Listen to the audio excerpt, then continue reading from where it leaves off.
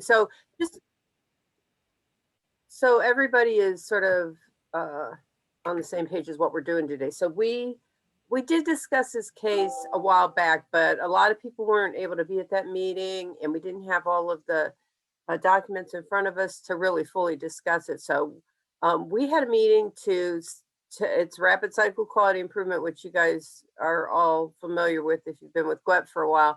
We always, sort of take a look at what we're doing, say what's working, what isn't, and then try to, improve on things. So we came up with a flow sheet, which I sent out to this team. Didn't really hear much back, but I assume that, that means it looks okay to people. So we're basically the idea is to have Michelle Guerreri be sort of the point person for all the documentation, and that she will get all of that stuff the Tuesday before our CMIT team, get it out to the team. And then on the follow-up end after the team meeting, she'll sort of write up the team recommendations along with Sue for the medication recommendations. And then we will get them out to the homeowner and the care manager and the PCP. So today what we're doing, and we also invited Karen from the Alzheimer's Association because we did have some issues about cognition, and really looking forward to her input and see how the discussion goes with that. So I'm going to share my screen. Allison, would you want to start? And we need to try to keep this. I know that's a lot of information. Probably to like a 15-minute presentation and to allow time for the discussion. So just like you present at regular CMIT, Allison, you don't have to read everything, just a kind of a summary. Sure.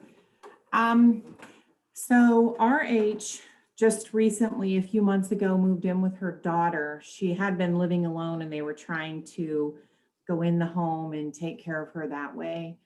It became overwhelming. So she moved in with her daughter, who was there 24/7. I did send updated medications to Sue, and I also sent them to Marissa, but I don't think these are it.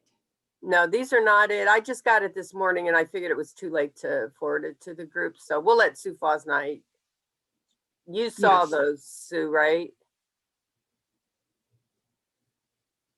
Yeah, I emailed them to Sue Fosnight and Tracy the same day as the last meeting. So yeah, she has those. Okay. So we have the updated medications. I think there are less of them now. Functional status, she should be using something to help her ambulate. She does not, just because of her memory, and she thinks she can do it. So the family is very good about kind of, keeping an eye on her and that type of thing. They do have a lot to assist them in the home as far as like the handheld shower, and they just tried to set it up so that it was easier for the daughter to take care of her. She is confused. She does wander at times. She gets very, she can be a little disruptive with the way that when she gets her thought process stuck on one thing. So yeah, here are the meds coming up now. So unless somebody has that, though she has had several hospitalizations recently, the last couple of months, she had gone in for dehydration and a UTI. Okay. Sue, do you want to cover the medications?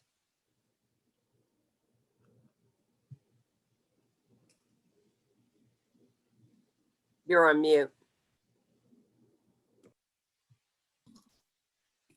Okay, so just looking at the new list. Okay, so it doesn't change. There are some changes, but it doesn't change too much. So one of the things that I had on there, let me see, the cetirizine, she's no longer taking, so that's good, is to schedule her acetaminophen. She was on acetaminophen on the last list, but it was just as needed. So she is at a high risk, and let me get back to the chat here. She's at a high risk of that. Okay, I'm trying to get the med list, sorry. She's at a high risk of having bleed with the Eliquis and the meloxicam. So it would be best if she did not take meloxicam. So I would recommend that she try some scheduled acetaminophen as an alternative to that meloxicam to try to lessen the need for that. She is already on a PPI, the risperidone schedule. So I didn't see, I know she has Alzheimer's disease. I don't know if she has some behavior issues going on with her Alzheimer's disease, but that would be one thing to just double check that she still needs the dose of the risperidone that she's on. So it's a fairly high dose for somebody that's using it just for Alzheimer's disease. So just to double check that. And then looks like this list did have the sertraline clarified. So those were my those were the recommendations that I had based on what I saw as far as her functional status. So is she falling? Do we know if she's falling? Craig had in his assessment that she has a history of falls. Yeah, she does have a history of falls and she does have behaviors. That's why she had to quit. They quit accepting her at the adult day center she was attending. Okay, so Yeah. so she needs that dose of risperidone. If she's had recent behavior issues, I would. So we always are trying to decrease that dose with time if those behaviors start to disappear. The other thing that I would say is she should, if she's falling, she should get, or has a risk for falls, she should get a vitamin D level. It looks like she was on vitamin D, but they took her off, maybe because it's not on the new list.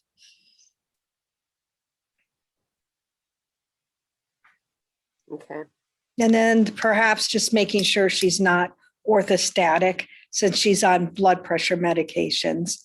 So just make sure that her orthostatic vital signs are normal.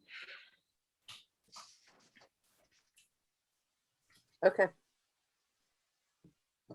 So, yeah, I mean, along that standpoint, kind of just with, because that is a real high dose of risperidone for dementia and dementia-related type of behaviors.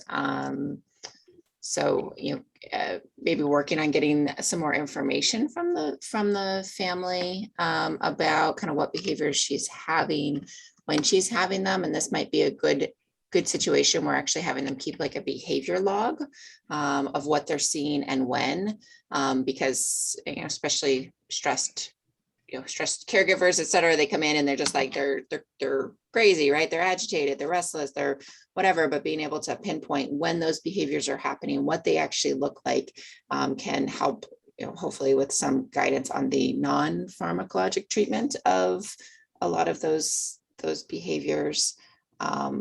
And certainly just wondering if she's on a pretty good dose of the sertraline as well, if there's ways to kind of optimize some of her other medications, if it is, to potentially safer ones. She would be a good person for the Center for Senior Health, I think. Do you think, Dr. Drost? Yeah. To help with those types of issues, to make sure she's, and then also she should, I'm not sure if the doctor who prescribed this is doing this already, but she should be monitored for side effects of that dose of risperidone at the dose that it is, because it has a fairly high incidence compared with the other newer agents of causing some of those movement disorders that can happen with antipsychotics. So that needs to be monitored for. To make sure they get a referral to Karen over there. Yeah, I was going to say, I would love to work with this caregiver and kind of take a look at if they would be willing to do that behavioral journal, like even if they wouldn't, just to get some general ideas of, when does this wandering occur? What does this behavior look like? Kind of try to help them figure out how we can reduce, lessen, get rid of, some of these behaviors. I think, education is key. you know, especially when you're stressed out, because it sounds like I mean, if they didn't want her back at the day center, it's got to be pretty stressful, whatever's going on there.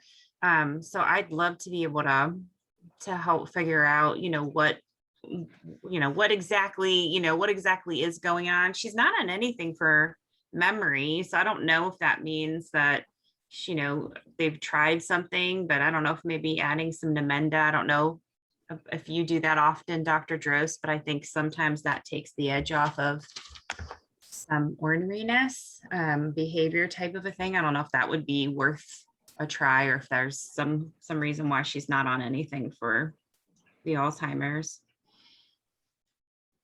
Yep, that's a good point, for sure, of optimizing, again, her dementia-related medications. I think she's on 2 antidepressants. Those are often considered safer, though they have their own risks, versus the antipsychotic, but, maybe those aren't the right ones for her. Mhm.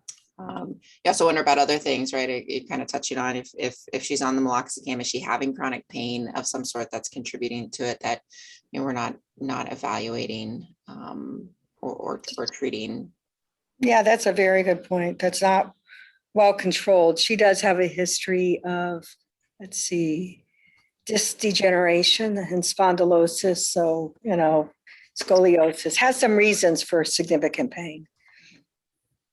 Yeah, and that might be really what it is. She's unable to communicate her pain. And then is omeprazole, is that for stomach? Is that like a GERD type of medication? Yes, it is. With the Eliquis on board, a lot of times I try to get rid of those, but with the Eliquis on board, I would leave it there or something like it.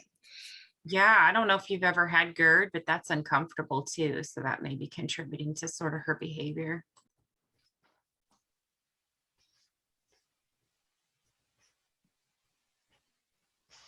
Great. All right, anything else on that? The medication aspect? I think I'll move then to Craig. With this, I'm going to go ahead and share Craig's assessment, and I guess I'll run through it. So he does this, he's doing this sort of holistic assessment when he goes in the house, sort of went over that before. So he says emotionally she seemed pleasant, cooperative, hard to stay on task, easily distracted. She did get those 2 questions on the PHQ. Those were her answers. Little interest, she was unable to answer, feeling down, depressed, unable to answer. So, but as you guys noted, she is on the antidepressant. She's retired on a fixed income. She lives with her daughter. She said multiple family members assist and visit the patient on a regular basis, has a daily caregiver. She watches television in her sitting room that's adjacent to her bedroom and enjoys walking outside in the driveway. That seemed to be a big activity for her. She is not able to attend church, retired. So physically, he characterized her as frail, said she was appropriately dressed and groomed. She wears house shoes in the home and does not use her devices for ambulation. She does do the furniture walking. Has 24-hour care. As far as our environment, 1-story home, and we do have some pictures, so I'll get to those in a second. 2 steps into the garage, 2 steps to the front porch. It's open concept. She has a hospital bed, no throw rugs. They did recently remodel the bathroom and bedroom, and he says there's lots of natural light. This was her clock draw. Her timed up ago was 24 seconds, so that is significantly slower than should be. Front reach test, 5 inches. I don't know how to interpret that result. She does have a fear of falling, and she does have that history of falls. So we'll get to the pictures then of the home. So it's a wheelchair ramp from door to lower driveway.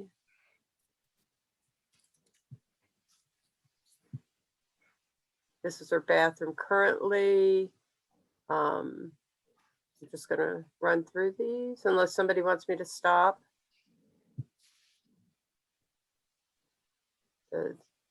like he said, they were, it's been recently remodeled. The sidewalk is level. He suggested adding railings from the front door down to the lower level because of that walking in the driveway. Add railing along the sidewalk from front door to driveway. So those are the assessments that Craig had. And I'll let maybe then John go ahead and describe what he, and I'll share my screen on what you sent me, John. And you can go over that, what your recommendations were. So if you guys recall, with this project, each homeowner has up to $2,500 that we can spend on, you know, modifications that hopefully will be aimed a lot at fall risk reduction. So go ahead, John. Okay, so this one's pretty simple. It is mostly on fall, eliminating falls.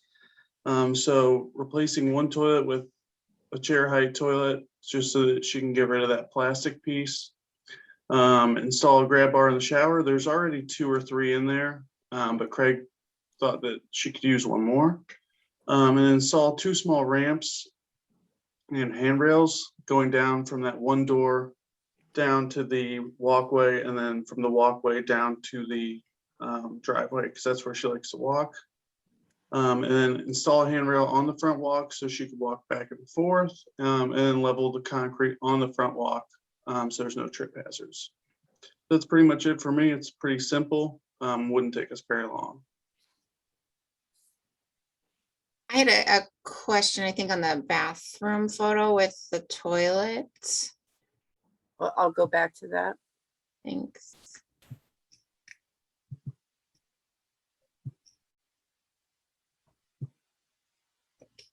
I had mentioned this, like this, I'm pointing to it on my computer, but the cabinet right there that's like next to the toilet just strikes me as a risk of, I mean, one, it's white and matches the walls, and so seeing it, I could see myself hitting my hip on that a million times anyway. But also falling and hitting there. Is there like opportunity, or we talk about like moving that maybe up above the toilet so it's on the wall? I don't know what's stored in there, et cetera, or. I'll have to talk to her daughter, but I'll bring it up once I go over there. So like what would, so does the grant, with the grant, I guess 2 questions I have. One is like, how can we provide more contrast to those changing surfaces outside, like when you're going from concrete to the ramp, or kind of provide some kind of a cueing for her that, you know, we're going to be kind of having a decline. I think that might be helpful to avoid falls. Just thinking of like kind of piggybacking on like what Jen just said about just the contrast and really being able to see things. I don't know if there's a possibility to create some more contrast for this person, or some cueing that, you know, to know where to expect that your next step is going to be, as opposed to being on a level surface. But would the grant also be able to cover, maybe if we set it under the guise of, she sounds like she probably will need a little bit of assistance when she's going outside. Would they cover some kind of a motion sensor alarm type system that lets someone know she's headed towards the door under maybe the safety guys, but also help on the side of the wandering to just alert caregivers that she might be headed out the door? Is that something that could be added to that to help offset some of the cost of having some alarms in the home? Or is that not even close to what you can cover? Do you have any idea the approximate cost of something like that? Depends on just what you want. I mean, some of them are really inexpensive. I mean, you plug a motion sensor into some kind of an outlet and you've got a receiver and it's $60, $70. If you wanted to put multiple ones up, but maybe, I don't know if that would, if you could maybe tweak it to say, you know, this is going in so that someone can, you know, assist her with ambulation outside, but it's still going to also, you know, give that caregiver some relief that if they don't have their eyes right on her, she's not going to wander outside on her own. But I also worry about, like, I don't know, I just think when, even myself, I don't know, maybe I'm clumsy, but you know, when you're changing like you're changing levels or whatever, you're going from a flat sidewalk you're not used to a decline, even if it's a little bit of a decline, I think that's a trip hazard for anybody, let alone someone with, you know, dementia disease. So how do we, you know, ensure her safety there until she kind of gets that motor memory used to that? And how do we, you know, visually give her the cues that she needs, that, you know, we're going to be on a different plane here in the universe. So So it this is Marissa. The grant, when we wrote it, is pretty inclusive, and like it wasn't a exclusive or like we didn't write into the grant just the specific things that we wanted to do. I think we even included like technology. So yes, to answer your question, Karen, I think that there's opportunities to be creative.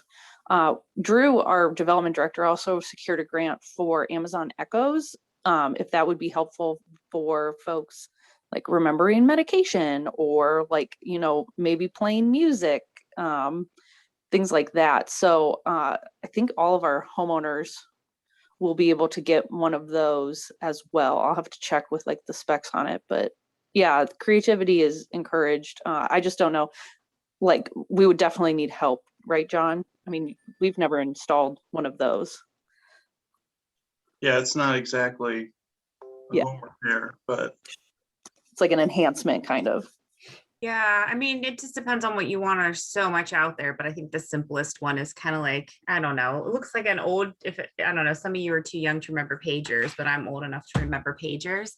And it looks a little bit like a pager. You can wear it on your belt loop, but it's like a monitor. So instead of the door opens and there's this screeching noise, it's, you know, the person's walking past the motion sensor and it's only alerting the caregiver on this sort of like pager looking device. Like that's kind of the simplest there. But I would feel like if she were my mom and she were headed towards a door, I would want to be pretty quick to, you know, assist her, you know, outside if she's headed that way. Plus I'd want to know where she's going if she has a history of wandering. So I didn't know if we could kind of squeeze that in, but it's, I mean, it can be very simple. It can be, you can buy a wander guard system for your house if you really want to. That's gonna be like $400, but that sounds like a great recommendation to add, because wandering is an issue with her. So that seems like a really logical choice of something to decrease the caregiver stress as well as improve the safety for the home or for her. yeah, improving her contrast, even like in the bathroom too, like Jen said, like there's a lot of white on white on white. Like let's make the toilet seat blue, or, you know, let's get rid of that. I saw that thing too and wasn't sure what it was either. It looks like it's like a skinny, there's a skinny spot between those two things that even if you had a caregiver helping you, it'd be a tight squeeze to get somebody in there. But visually, just some contrast would be good. And that with all those new things too, like the new ramps and the, you know, all these new things you're putting in, just providing some contrasting cueing that she's going to be, you know, we're going to take a little bit of a dip here or whatever. There could be something visually, like, I don't know if the ramps come with like colored strips or something like that, that would make it easy for her to see like just the difference between the concrete and then where the ramp starts might be helpful. So would that be something that could be added then to the? yeah, definitely. I would know the cost difference between a colored toilet and a white toilet. Or even though it's just the toilet seat part of it, I guess, right? The base of the toilet's going to be the elevated height, and then the toilet seat itself can be a different color. I'm guessing it's not terribly more expensive, but Like even if you, like I tell caregivers at first, just try like the blue painter's tape and put that on first and see if that makes a difference. And then maybe you want to go find, I think it was Home Depot or Lowe's still had one colored toilet seat that they sold. I mean, it doesn't work for those raised toilet seats, but I mean, somebody else was telling me they were going to spray paint it with plastic spray paint. So there's some creative options, but you could just run that blue painter's tape on it at first just to see if that's something that helps her identify where she's supposed to go, and then, you know, decide what you want to do. Wood toilet seats are an option if you don't have the raised toilet seat either. There provide some contrast. So if, so John, you have sort of your work plan sort of specified there. Would something like adding the tape or whatever method of increasing that contract, would that be something that you guys could add. I guess we've never really talked about this Yeah. aspect of it. It's no problem. The toilet seat part, I just wonder how much we need to talk to her daughter as well to get her input before we make any decisions like that. Yeah, sure. That's a really good point, John, since it's, yeah. We've got a situation where it is her daughter's home, for sure. Yeah, I think, more conversation with her too, like might reveal, whether or not there is any issue with using the bathroom or, if she feels like, but most people with dementia diseases, their relationship to the world they're in is so skewed that, and visual perception is so skewed that I think, if she's open to it, if it doesn't benefit her right this minute, it's going to benefit her at some point in time. How long has she been living with her daughter, Marianne or Allison? I didn't catch that. It's only been a few months. Ah.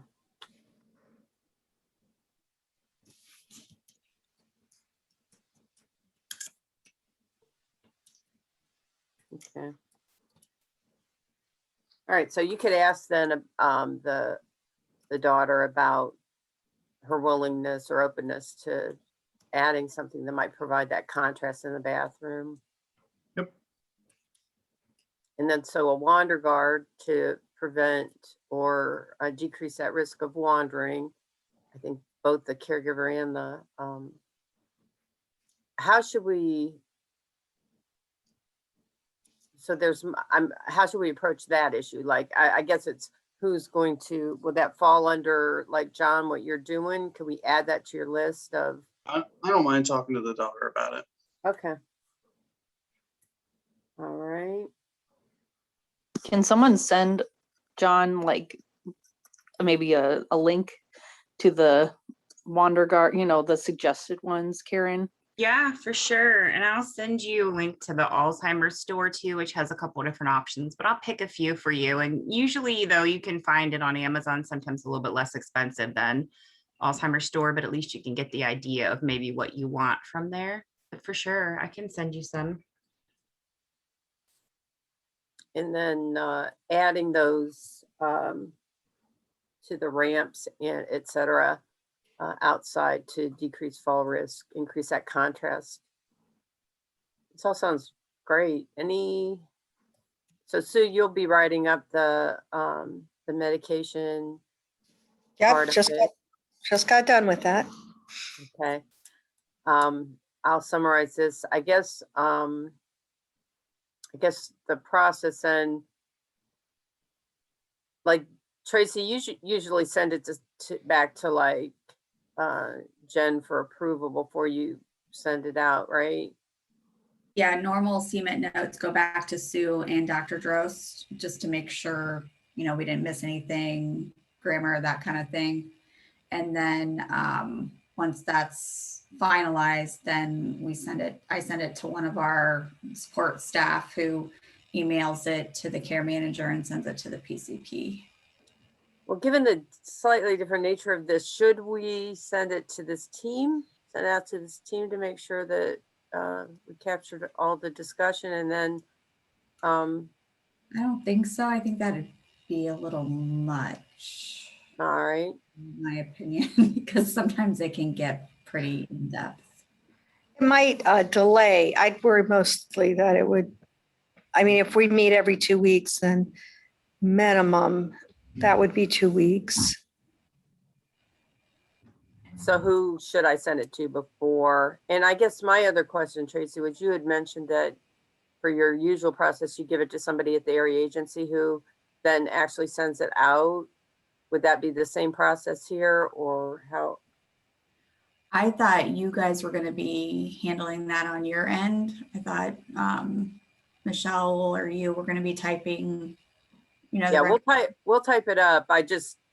So we'll need to know the physician, we'll need to know, all of because we're going to send it to the patient or the homeowner or whatever as well, and the care manager. So we'll need all of that contact information then. Allison Oh, I'm sorry, go ahead. I was gonna say Allison sent that. I forwarded it to you yesterday, Sue. Right, Allison, that was the PCP and information that you sent over with the Yeah, I meds. have the doctor's name and everything on there. Okay, so that's in your inbox, Sue. Yeah, so we'll just have to make that part of the process then, so. All right. All right, so we will send it. So just me and you, Sue, I'll write up the other recommendations and we'll coordinate Yeah. what the letter's gonna look like. Okay, Yeah, that's fine. Before we go off, I just was looking back through this medication list again here. And Allison, I don't know if you know, do you happen to know why she's on a Pixaban? You probably don't, but otherwise I'll just include that. Just wasn't on the original, there's no indication under the original diagnoses that were given, but she might have had something happen.